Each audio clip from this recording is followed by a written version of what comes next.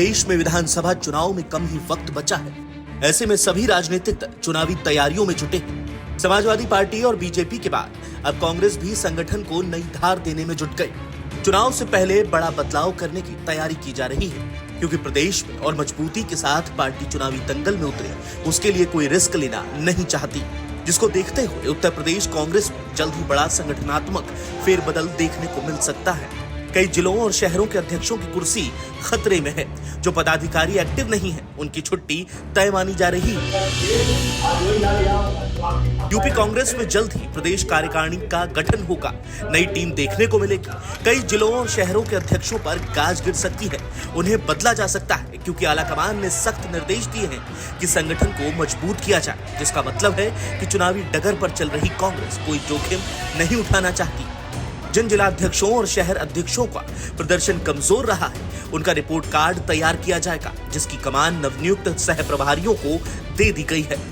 दरअसल कल दिल्ली में संगठन सृजन अभियान की कांग्रेस हाईकमान ने समीक्षा की, जिसमें शीर्ष नेतृत्व ने कहा कि ऐसा पार्टी में केवल काम करने वाले और सक्रिय नेताओं को ही रखा जाए।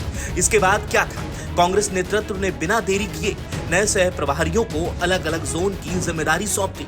इसका काम होगा जिलों का दौरा करना, कार्यकर्ताओं से फीडबैक लेना और संगठन की वास्तविक स्थिति का आकलन कर हाईकमान को रिपोर्ट सौंपना।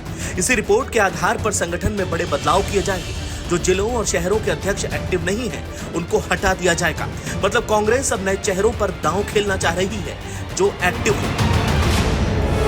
चलिए अब आपको बताते हैं कि वो कौन कौन से सह प्रभारी हैं और उन्हें कहां कहां की जिम्मेदारी सौंपी गई है। अब्दुल हन्नान को अवध जोन के 11 जिलों की जिम्मेदारी मिली है। अभिषेक दत्त को पूर्वांचल जोन के 12 जिले, वरुण चौधरी को प्रयागराज जोन के 12 जिलों की कमान सौंपी गई। जगदीश चंद्र जांगिड़ को बुंदेलखंड जोन के 13 जिले, तो कुणाल चौधरी को व्रज जोन के 13 जिले मिले। वहीं संजीव आर्या को पश्चिमी जोन के 14 जिलों की जिम्मेदारी सौंपी गई है।